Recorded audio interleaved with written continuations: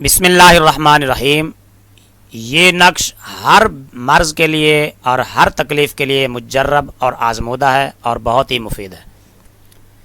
یہ نقش بنا کر شاپر میں لپیٹ کر کسی کپڑے کے ٹکڑے میں باندھ کر مریض کے گلے میں ڈال دیا جائے، انشاءاللہ اس کو جو بھی تکلیف ہے، اور خصوصاً بخار والوں کے لیے بہت ہی مجرب عمل ہے۔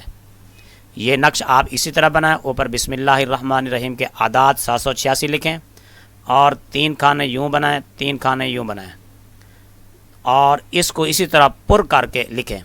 لکھنے سے پہلے وضو کر لیں اور اول و آخر 3 بار درود پاک پڑھ لیں، اور اس حالت میں یہ تعویذ آپ کو لکھنے کی اجازت ہے۔